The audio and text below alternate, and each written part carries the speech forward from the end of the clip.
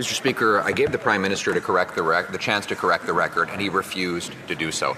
On March 25th, he made an inaccurate comment. He claimed that affordability was the best that it had been in over a decade. Rent has doubled in that decade.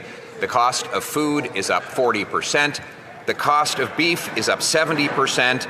The cost of mortgages is up well over 60%. And every Canadian knows that he got it wrong. He can't possibly fix a problem if he doesn't know it exists. Exactly. So will he stand up today, admit that he got it wrong, and admit that life has never been more expensive for Canadians? The Honourable Minister of Jobs and Families. Mr. Speaker, just moments ago, the Leader of the Opposition was talking about single mothers. And Mr. Speaker, what I'd like to say to all the single moms across the country is we've got your back. We've got your back with the Canada Child Benefit payment that is indexed to inflation, so that when the costs go up, so does your payment, something the Conservatives voted against. We've got your back when it comes to the cost of childcare, Mr. Speaker, to make sure that not only can you go to work, improve your skills, but you can actually pay for quality childcare while you do it. These guys vote against workers, they vote against moms, they vote against kids. The Honourable Leader of the Opposition. And now the Prime Minister has gone in the witness protection program, Mr. Speaker. 70% of the time he doesn't even show up to answer questions, and then he refuses to stand up for affordability. He made the comment that affordability was the best it's been in over a decade. This after the number of people lined up at food banks has doubled. The rent has doubled.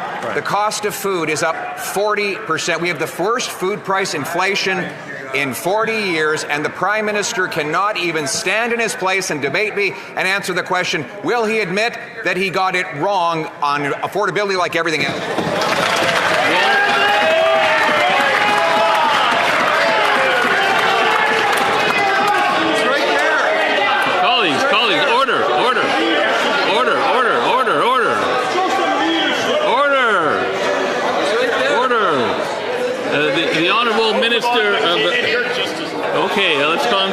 The Honourable Minister of Jobs and Families. Well, Mr. Speaker, it's clear we hit a nerve today, didn't we? Because they know the truth, Mr. Speaker. Whether we're talking about investment in skilled trades workers, supporting workers when they are laid off due to tariffs or other issues related to that sector, Mr. Speaker, they vote against Canadians' interests. Whether it's $500, $1,800, $16,000, guess what, Mr. Speaker? Same pattern of behavior. They vote against the very Canadians they say they care about. But you know what, Mr. Speaker? Their actions prove exactly what side they're on an issue. The Honourable Leader of the Opposition. Mr. Speaker, he goofed up. He goofed up. He stood up and claimed that Canadians have never had it so good, claiming that affordability is the best that it's been in over a decade, during which time housing costs have doubled, food bank lineups have doubled, Canadians cannot afford to eat. So why won't he have the courage to stand up, admit that he goofed up, and apologize to Canadians for the price he's making them pay? The Honourable Secretary.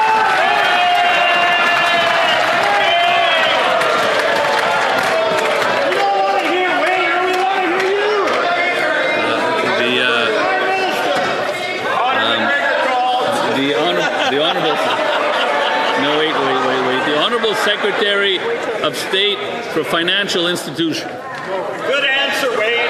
Mr. Speaker, that past Conservative leader, that current Conservative leader have 45 years experience between the two of them, have produced nothing.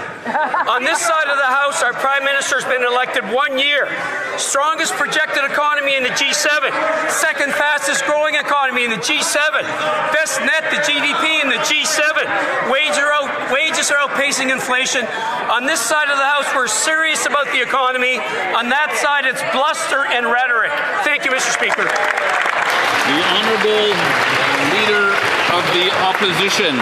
Mr. Speaker, what a sad sight it is when the Prime Minister cannot even stand to defend his own comments, and he claimed that life is more affordable than it's been in over a decade. He's been wrong on every major economic issue of our time. He was wrong to support the carbon tax, wrong to say that we should leave 50% of our oil and gas in the ground, wrong to oppose the pipeline to the Pacific, wrong about money printing, and now he's wrong to claim that Canadians are living a more affordable life than in a decade. Will he have the courage and stand up, admit he goofed up, and apologize to Canadians for telling them they never had it so good?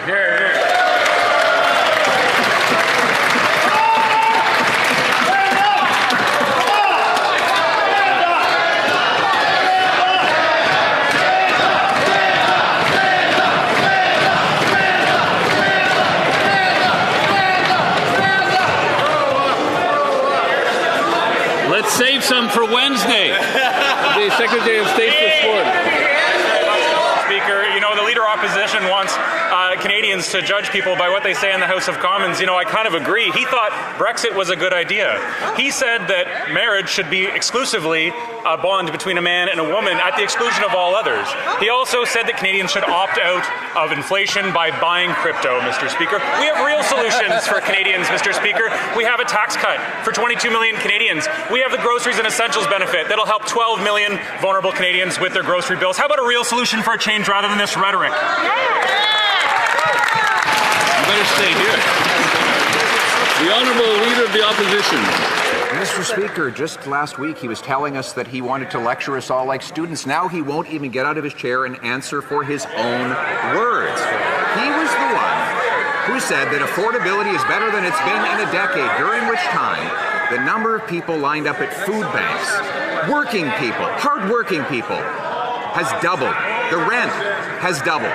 Beef prices up 70%. And this Prime Minister has the audacity to look mothers who have to turn back items at the checkout of the grocery aisle and say they've never had it so good. Will the Prime Minister have a courage to look that woman in the eye?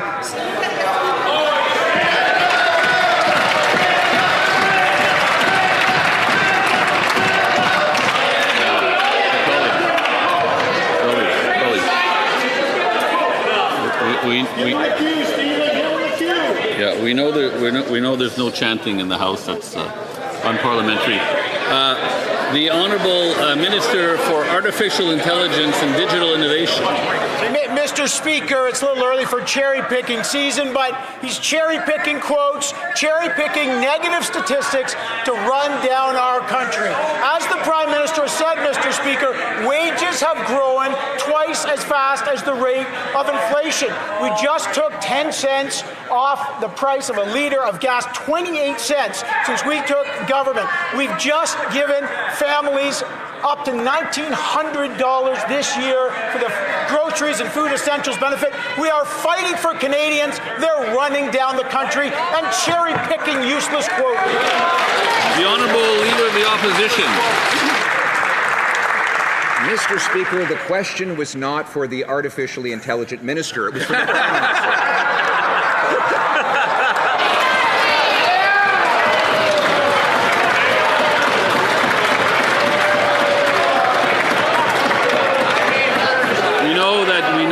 Epithets are not permitted, and we have to treat all honourable members with respect. That doesn't mean we can't have hard-hitting questions, but no nicknames, please.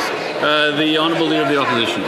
I goofed. I mixed up his title, Mr. Speaker. That's all I'm asking for the Prime Minister to do. He looked Canadians in the eyes. Canadians who are downgrading their diets, who are skipping meals so that their kids do not have to, and said that they've never had it so good, that affordability is the best that it's been in a decade. Anybody who spent 5 minutes studying the economic facts would know that food bank lineups have doubled, rent has doubled, the cost of everything is going up precisely because of his inflationary liberal policies. Will he have the courage to stand up, own up, and admit that he goofed up?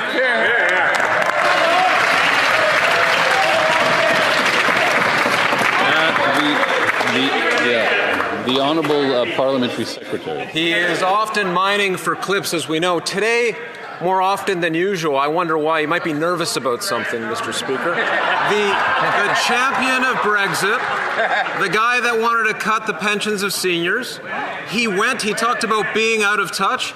He stood in front of the home of a waitress and called it a shack.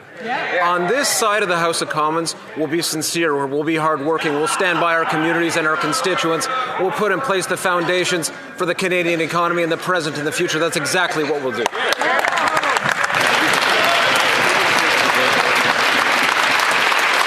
The Honourable Leader of the Opposition. Mr. Speaker, the Prime Minister owes Canadians an explanation. They're living with the worst in housing costs, the worst food costs in Canadian history. They're living with the worst food price inflation in the G7, the worst household debt in the G7, the worst housing costs in the G7, the fastest shrinking economy in the G7, breaking every single promise that this Prime Minister made. Why won't he have the courage to stand up and answer the question, admit that he was wrong about affordability, and admit he'll reverse course so Canadians can afford to eat?